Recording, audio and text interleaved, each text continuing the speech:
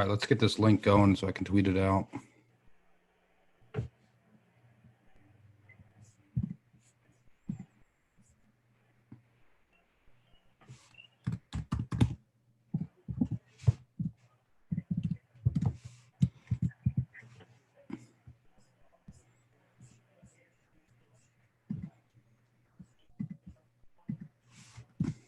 How's the feedback?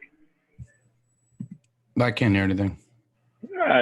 You can't hear me right now? I can hear you. I just can't hear any feedback. Oh, okay. You're a fine motherfucker with that little jacket on right there. Oh, look at that. Look at us pimping the company there. I love it. This thing fit me too. It was perfect. Yeah, it fits really well. I was worried about my shoulders.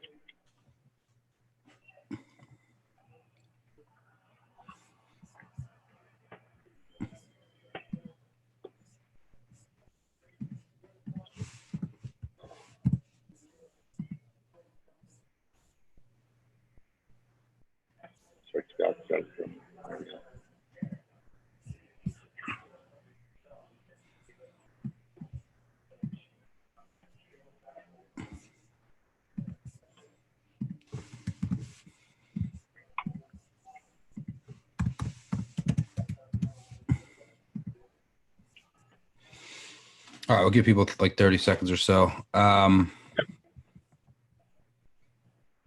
Vegas? It's work, man. I've been pounding college basketball like there's no tomorrow. So I don't. Yeah. I went 8-3 yesterday, and nice. I was talking to this bookmaker about how Roz does their second half lines, about how they're doing it between pace. They're looking at what the projected tempo is in KenPom versus the pace in the actual game. And I found a box score that shows pace. So I just started slamming second half. And yesterday I went 8-3, and today I'm gonna do the same thing. So I'm gonna make my bet unit size like $500. So nice. Because he was telling me on Friday night, like, bookmakers have a real problem with pace in college basketball games early in the season. You just bet every under hits. I think they went like 33-17 again. Mm-hmm. Yesterday they're like hitting it like 70% because of these new rule changes. It's crazy. All right, I think that's enough time. What's up, Degenerate Nation? I'm Stuckey, live from my mom's house in Philly. I am up visiting I was up in our office in New York visiting my dad for his birthday. And Colin is in a much more luxurious location at the Mirage book. No, I'm at let me go ahead and show everybody. I'm at the Venetian book. Oh yeah. Yeah, I mean, this is my favorite book. Just so I can show that to everybody. I mean, if you're gonna have a viewing experience, the Venetian has really got you set up. So still no Westgate. Still no Westgate. So yeah, we'll make this. I got to get out for these games, so we'll make this. We'll make this quicker than usual. Sometimes we sit here for an hour and 15 minutes. Let's obviously talk about the two main games, and then touch on whatever else we're playing. So let's start with Minnesota, Penn State. Unfortunately, the line touched 7 this morning, which meant I had to play Minnesota and fade Penn State. So I'm looking forward to losing more money on the Nittany line, fading the Nittany lines, I should say. I also have the over, first half over, game over. I talked about this in our piece. I think that this is going to be higher scoring than many think. I think the Minnesota offense is legit. Bateman and Johnson on the outside, solid running back. I think their whole offense is underrated, but I think their defense is going to get shredded. Penn State should be able to run the ball too. And they haven't really been able to run the ball consistently against these elite defenses in the Big Ten. But I don't think Minnesota is an elite defense, especially in the trenches. So I think Penn State's going to be able to move the ball. And, they'll hit some explosive plays as well. So I just think both offenses are going to have success in this game. And at 7, I made this 2 and had to bump it up 2 because I've just been so wrong on Penn State. About a week ago, I bumped up Penn State again. So at 7, I had to play it. What are your thoughts here, and where are you playing in the big game between the undefeateds? Yeah, I'm actually playing Penn State first half. I think the more I've talked about this with you and got out here and talked to some of the people I really respect, we believe Ricky Raines, the offensive coordinator for Penn State, has been in charge of giving Sean Clifford a script through the first 3 drives, and that's why the offense for Penn State looks amazing, and then they just fall off the table because I don't think they know how to make adjustments after the defense makes adjustments. And, there's been so much downside with Penn State in these games after coming out and looking hot. So I'm going to take Penn State first half -3.5. Everything in the market tells me that Minnesota is going to cover this game. I mean, if you're reading a board, if you're good at doing this like an art, Minnesota is going to cover this game. Can they win outright? I mean, I don't know if they have the horses and the talent to get it done. That Penn State defense is ferocious on the front 7. They can be beat deep. If Minnesota is getting explosive plays down the field, and I mean from the start, you might want to live bet and hit Minnesota money line flat out, because they're going to be able to abuse the back 7 of Penn State. That's the only way they're going to win, because I don't think they're going to get any yards on the ground. Yeah. I mean, well, they have the receivers on the outside to do that, and Bateman and Johnson. I mean, Johnson's going to play on Sundays, and Bateman's been just as good. I think they have 13 touchdowns between them. So, all right, let's look at the noon slate before we get to LSU Bama and see what's moving. I took Florida State a piece when it got to 3. I didn't really love the card, and I've ended up with a decent amount of plays because I've been playing numbers. Like Florida State got to 3, I had to take it. TCU got to 3, I had to take it. So did you get your word on Max Duggan? I think that's what's been holding me off. He's going to start. He's starting. So that got finger on his throwing hand, by the way, but yeah, he'll be okay. So that's what I've been doing all morning. Just a bunch of numbers that I said, and the one number that I'm still waiting on is Vatek. I might buy it on the cheap if I can, but I want Vatek +3. What are you looking at noon, including I'm trusting you on this Arkansas under. I got that at 53 first half. Yeah. Under, so that thing's coming down. I'm trusting you there. I liked your cap there. Yeah, so for the Arkansas under guys, I could see that it got up to 53.5, and I played it here at CG, and I'd already hit it earlier in the week. And so the whole handicap on that is Western Kentucky is really good in the front 7 and stopping the ground game. Arkansas is going to go with the dual threat quarterback KJ Jefferson. He should have some problems having success on the ground. But B, Arkansas is bottom 10 in the nation when they get into the red zone. They may be able to get to the 20-yard line, but they're one of the worst teams at actually getting points out of getting down there. So I think it's going to be low scoring just from the fact that Western Kentucky's offense is nothing, to write home about. Ty Storey does like to throw a lot of interceptions. I am a little bit worried about the Arkansas defense. I don't think they have any pride. I don't think they're responding to John Chavis. I don't think they're going to show up for the rest of the season. So I like the under there. Arkansas is incompetent of getting points in the red zone. By the way, is anyone betting or talking about Texas Tech, West Virginia? I haven't heard or read one thing about that game.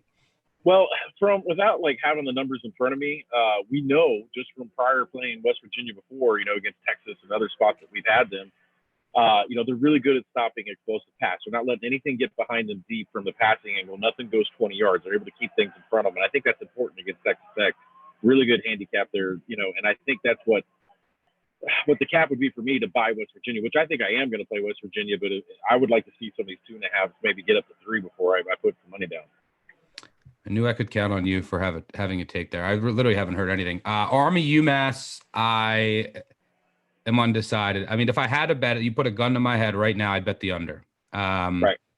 And if you put a gun to my head and I had 35, I'd bet UMass. But at 34, I'm passing, and I'm probably going to bet the second half. I've invested so much time looking and thinking about this game. After I see the first half, I feel like I'm going to have some kind of read on it. It's just two competing principles of mine: fade UMass and fade Army as a double-digit favorite, and they're -34. But yeah, I mean, these two teams have been awful against the spread.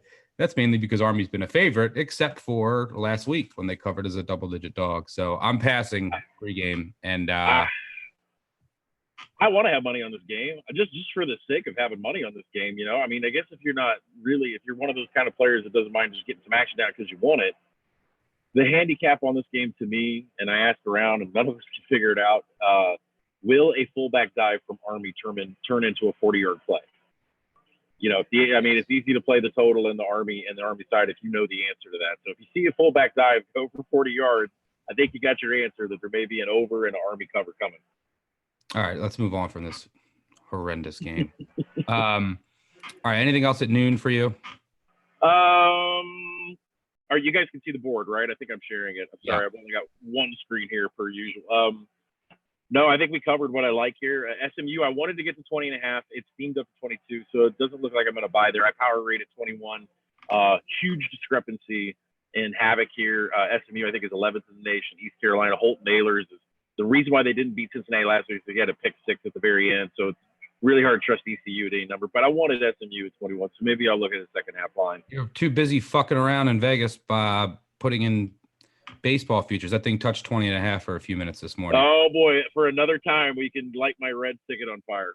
All right, let's move on to the afternoon slate. And before we get to the big one in LSU, Alabama, I have USC at 3:30. I'm waiting on. Oh, here we go. Let's get some steam on Wake. About to play Va Tech here. Wake is favored in Blacksburg. Could you have said that 5 years ago, 10 years Maybe ago? It'll end 0-0 like that game 5 years ago. That would be hilarious. I doubt it was this week. 5 years ago this weekend. Yeah. Do you want to explain yourself on Connecticut? Yeah, I'm suggesting 35 for everybody. And the reason is because if you look at Cincinnati's box scores, and we can go in and look at them right now. I mean, just when you read some of this, it's a little eye-popping to think that they've come out of these games with victories, but they've essentially been outgained in all four of the last four games that they've played. We're talking Tulsa, Central Florida, and they've ended up winning these games, and they've had a turnover ratio of plus 10 through those games. So I'm having a problem with the matchup screen coming up here, but I will just say that Cincinnati has – they've just been outgained 4 games in a row. They've been lucky to win some. Like I said, Holton Ahlers had a pick six at the end. For him to even just survive that game is like a 20-something point favorite. Connecticut is still, I think, 16th in the nation in rush explosiveness. So if they have a successful rushing play, it could turn into something much bigger. And I have a power rated at 32, so it's nothing too big. I did go over to Will Hill. They had a money line. I haven't put it on Twitter because I don't want Twitter to break. There was a Will Hill money line for plus 2,500, so I shed $100. So if UConn wins this game outright, pizza party on me for everybody. Pizza party. Our UTEP man has not called in weeks. You gonna bet UTEP as a home dog here against your Charlotte boys? Well, I already bet Charlotte out on the open just because of you have to realize Benny LeMay may be out for this game. I know he was questionable. But this offensive line still had 2 100-yard rushers last week, one being the quarterback. I love the head coach. Came in from Austin Peay, giving everybody problems on their schedule except for Clemson. Not sure what the hell was going on there. But, no, I really I like Charlotte in this game. And I think the number's inflated now, but I can't get behind UTEP at all. Yeah, no, thank you. Look, I ended up playing Michigan State when it got to 14. Again, all I've been doing is playing numbers all morning when I didn't like anything. Right. So, look, I'm looking back at, Michigan State's been awful. I don't want to bet them, but, I'm looking at Illinois. If you look at what their numbers earlier in the year, I mean, this line should be 3 touchdowns. Let's be honest. Check the column. See this column right here? Yeah, I was just going to say, they have been extremely lucky in the turnover department. I think they lead the nation in turnover margin. Illinois, come on. So there's some huge regression coming in that department. And this line really should be 3 touchdowns. No one wants a part of Michigan State. Everyone wants a piece of Illinois. And people are saying 14. Well, I took a deeper look. It really should be like 20, 21. So at 14, I had a play Sparty. It's not appetizing, but had to be done. No, and I playing Michigan State, laying down this many points is it just seems unfathomable, and I can see why any bettor that looks at this, from 10 feet, looking at from a high level would say, oh my gosh, Illinois has been hot, and look what they've done, Wisconsin, Purdue, Rutgers, but you don't realize the yardage and the turnovers, and there's been some luck involved. Covered 4 straight. If you look at Michigan State here, they haven't covered 4 straight, so it's really what Stuck and I like to play is like a buy low, sell high, and I think this is exactly what that is. I want to go back before we move on. I just wanted to show everybody what Cincinnati's box scores have been, and the reason why this thing kind of popped off the page for me with UConn is because you can see Eastern Carolina 630 total yards, Tulsa 377 over, more than what Cincinnati had, 424 for Houston, more than what they had, 423 for Central Florida, more than what Cincinnati had. And then you look at this column right here, just the number of turnovers they had in that game, especially Dylan Gabriel, doing it again last night, throwing as many INTs as possible. No, I mean, so Cincinnati has been really lucky in their box scores, and that was behind the motivation behind the play. Yeah. So Illinois has 20. They forced 22 turnovers this year. That's most in the nation. Illinois, they've recovered 15 fumbles. That's most in the nation. I mean, this team has something coming to them. Let's chill out with the Love E. Smith. And we're back in Sparty today. All right, let's talk LSU Bama. Look, total steaming Willie Beeman on the total, and there's a lot of uncertainty around this game. I talked about it all week. I wrote about it. I'm gonna have a small piece, unless this hits a flat 7 or better, which I don't think it will. I'm gonna have a piece of LSU money line, and I'm basically just playing the variance all of the variables in this game, which I think are creating increased variance that everyone's trying to guess at. How healthy is Tua? How good is this Alabama defense? Because they really haven't played anybody. Did they really take a step back? All the things we talked about before the year, we haven't learned any of that yet. You can look at their advanced metrics and adjust it for opponents, but they've played garbage, and they have 4- and 5-star kids that are just going to out-talent everyone on their schedule. We knew they'd be undefeated up to this point. They played Texas A&M, who we thought might have been a test, but now we see Texas A&M not elite. So I'm going to have a piece of LSU money line just on all of the variables that we're trying to guess at, which I believe is increasing the variance here. So, it's tough to gauge the spread. It's tough to handicap. You could say the same thing with Minnesota, Penn State, because Minnesota hasn't played anybody. But then you throw in the Tua injury as well. How healthy is he?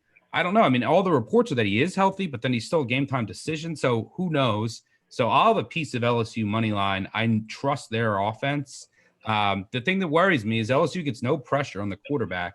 Alabama's offensive line, and we have questions about their defensive line and their front seven, but their offensive line is playing really well. Again, not against great competition.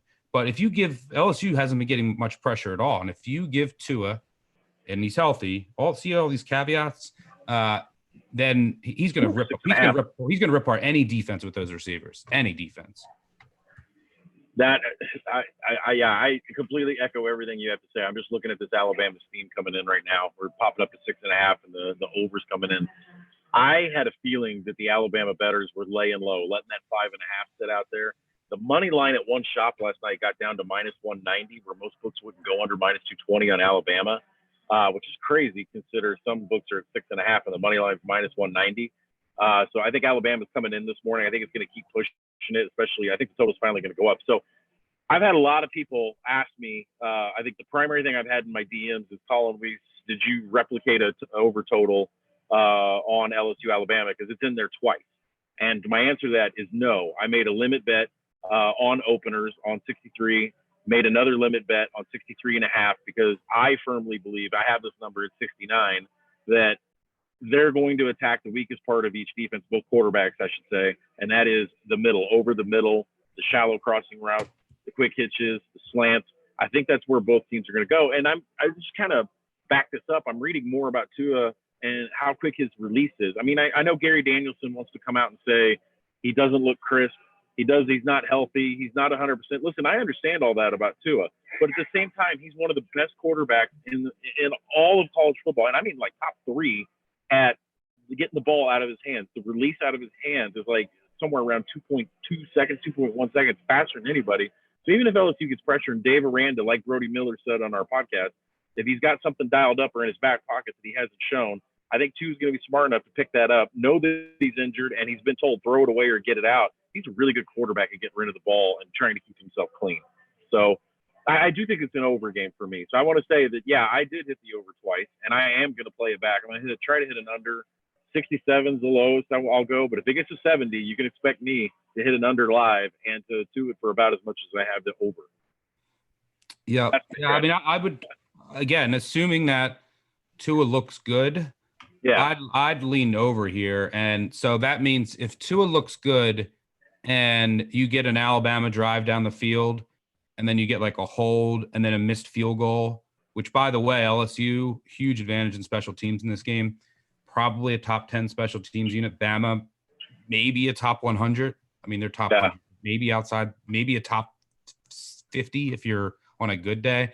But if Tua looks good and Alabama goes down the field and then, throws a pick in the end zone or misses a field goal or even settles for a field goal, and I see Tua looking okay and I can get 60, 61, I'm hitting that over live.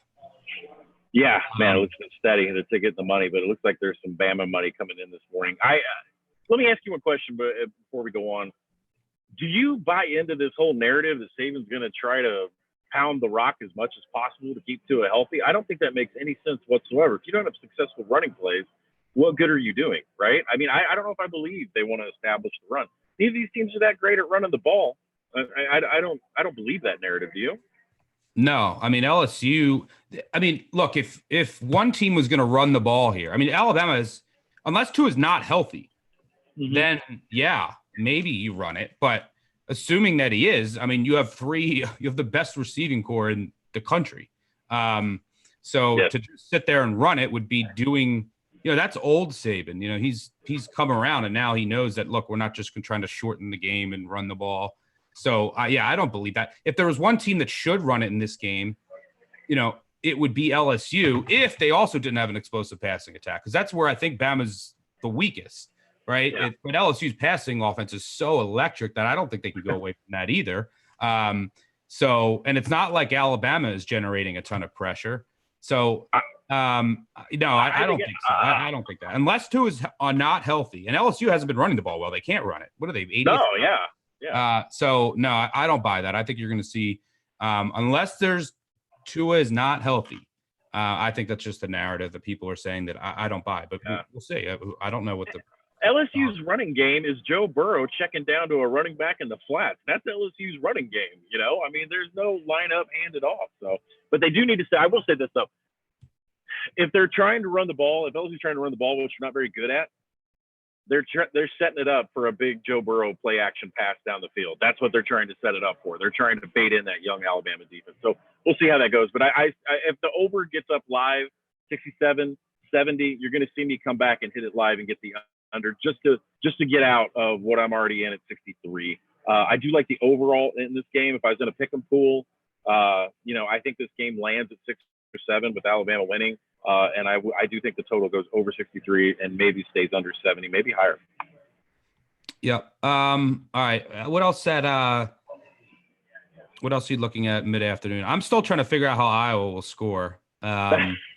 So I might hit that team total under, but because this is the type of offense that this Wisconsin defense, which was shutting everybody out early in the year, like this is another one of those offenses where Iowa's not going to hit, especially without Smith. They're not going to hit tons of explosive plays. They're not explosive at all.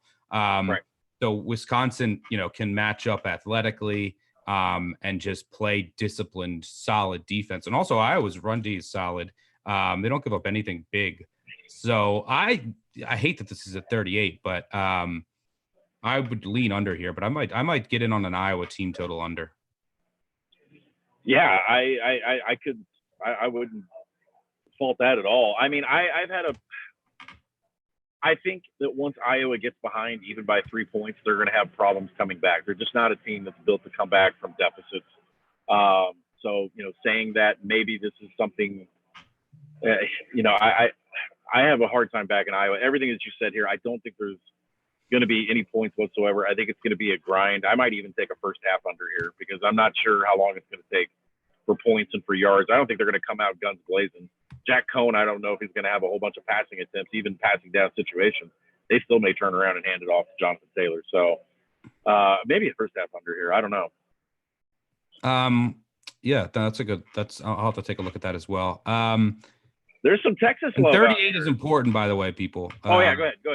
I was just going to say 38 is important. So like if you see a 37.5 or a 38, especially when you're that low, looks like Baylor, TCU just got hit. But 37 is important because, you could, if you the difference between getting 37.5 and 38, you have a 21-17 final. But when you're talking totals that low, every point is so important. So, if you have one book with 37.5, but you have another book, check to see if there's a 38 out there. Look at this Bama total, 64.5. You and I have been on here. It's gone from 63 to 64.5. Do you want to discuss how it seems like a lot of other people in our industry and in our space is pimping Kansas State? I mean, I don't. Yeah, the whole world is pimping Texas. I think Texas rolls here. This is a Herman spot as a favorite, but he's a dog. Like, this is the disrespect Texas spot. Coming that they play it in the locker room, come out, everyone is against us. And everything that I've read, that's how they're playing this spot. So this is your Herman spot as a dog, but as a favorite. It's kind of like UMass is the new UConn. Texas is a favorite in this spot as the new dog. It's like the healthiest this team has been since the beginning of. Tom Herman was grinding these guys' gears back in two-a-days. I think it's the healthiest that these guys have been since. Yep. So, I'll go ahead and say repeat. And Kansas State people that Texas' secondary is a lot healthier now. But even if they weren't, Kansas State's not the team that's going to crush you throwing the ball down the field. No. They're a running team, and I think Texas is going to be okay with that. But on the other side of the ball, like I said this on the pod, and I'll say it again, Texas is second in the nation in first downs. They're third in the nation in third down conversion. Ellinger has had 2 weeks of rest. I think he's the kind of kid that gets emotional, gets pissed off about games like this. I think he's going to put it all on his shoulders, and he's going to run them. I think he's going to run Kansas State over. So I have Texas -7. I have Texas -5.5. I have Texas on the money line in a lot of parlays today. So big game for me. Sad that it's going on the same time as LSU, Alabama. Hook 'em. All right. Let's go through quickly because I got to get out. For those of you just joining us, Colin is coming. I want to say this. Devin Monster is healthy. He's getting second string quarterback for Cal, and I think that their defense is good enough to stop the air raid. I think this number is going to come down. I actually probably need to get off here with you and go bet it. I bet it. I bet them +7.5 this morning. Okay. So I think that's too high as well for this because Cal's offense is a joke. Monster makes them a little better, but Washington State's defense is a joke. So, this is the defense that you want to – anyone can score on Washington State. All right, let's finish up here because, as I said, Colin's in Vegas. I'm here. I'm visiting my parents, so I got to get out for these games, especially by noon. What else do you like on the night session that you want to mention? I had Duke before I went to sleep last night. It was up at 8. It looks like it's going to come crashing down. Notre Dame on the road. I think they have some serious issues on offense. I know that Virginia Tech cut it close because of that 99-yard scoop and score there at the end to make it look like a one-point ball game. But still, Notre Dame was favored by 17 in that game, and the box score was relatively even. You say the yards weren't even, but Notre Dame had like 30 more plays in that game. So really, Virginia Tech did a good job in that game against Notre Dame.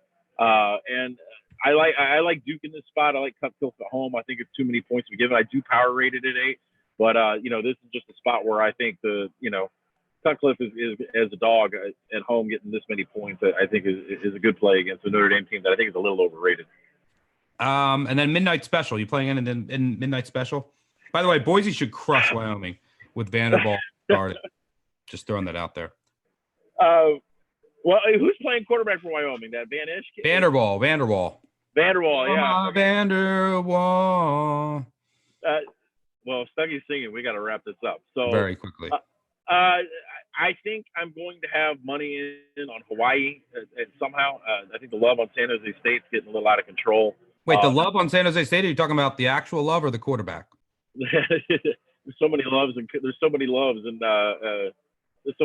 college football quarterbacks. No, I definitely don't have any love for Utah State. Let me say that, by the way. Fresno is a team I'm looking to. The numbers steamed on me. I love Ronnie Rivers. I love Fresno State. All those young guys, they were last returning production. It's coming around now. They're winning games. They won at Hawaii in a tough spot last week. I think they defend home, and they set up a big game with San Diego State. I do like Fresno State later on tonight. With Hawaii and San Jose State total, it finally got to 77 and got some love, some buyback down to 76.5. I don't know how you have the balls to bet a Hawaii San Jose State under, but I'll probably have a cocktail or two, and then I'll put it in. All right. I don't think there's much weather I'm keeping an eye on here. There's some wind, yeah. But, and it's cold in a couple of places. Speaking of cold, I'll leave you with this. if it's snowing or there's snow on the ground, or even if there's not in Green Bay tomorrow, Kyle Allen is from Arizona, played in Texas. I mean, and he's been running so well. Aaron Rodgers used to cold weather, used to snow on the ground. And when there's snow on the ground in the NFL, bet the over, 68% since 1990. Running backs can cut. Defenders don't know where they're going. That's it. Let's enjoy the games today. It's maybe the best regular season college football day of the year. Starts at noon with 2 undefeated teams. Roll right into 3:30 with Bama LSU with action all over all day. Be sure you follow us on the Action app. See any ads all afternoon. We'll catch you on Twitter all afternoon. And then we'll be back tomorrow to record the recap of the weekend on our podcast, which will be out on Monday morning. Good luck to all today and tomorrow, and we'll catch y'all later. Cheers. Peace out.